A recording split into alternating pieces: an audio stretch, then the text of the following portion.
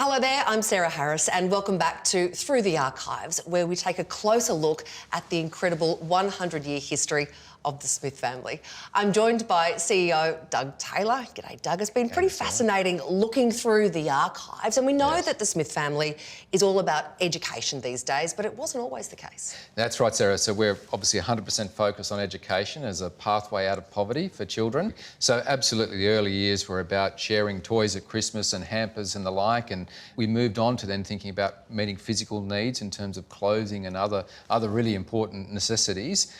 In the Depression, we were very concerned about the availability of food for families, so we were distributing vegetables and milk and bread and the like. And then as things progressed, other needs emerged in the community.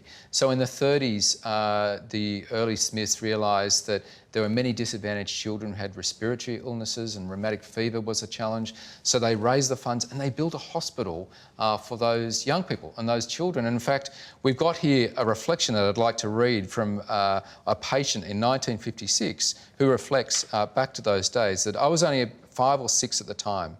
I still had the teddy bear which appeared at the end of my bed one Christmas morning while I was there. I named him Mr. Smith. He was a great comfort to a lonely boy whose parents, for various reasons, could visit only rarely.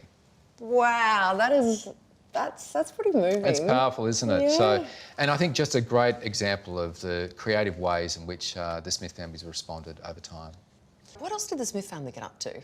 So the Smith family did a range of other things, but just to give you a couple of examples. So in the 50s, the Australian community was thinking about how to care for many seniors who were struggling with finding great accommodation to meet their needs.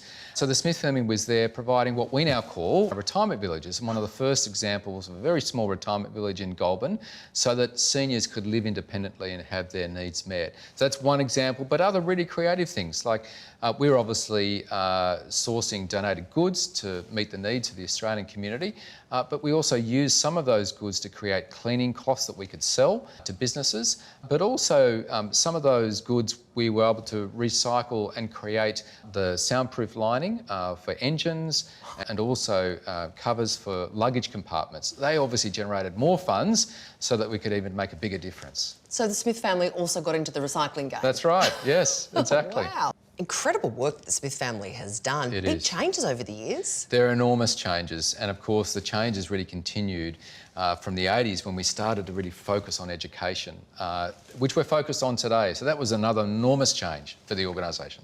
And we'll be taking a closer look at that in our next episode as the way education can break the poverty cycle. Join us then.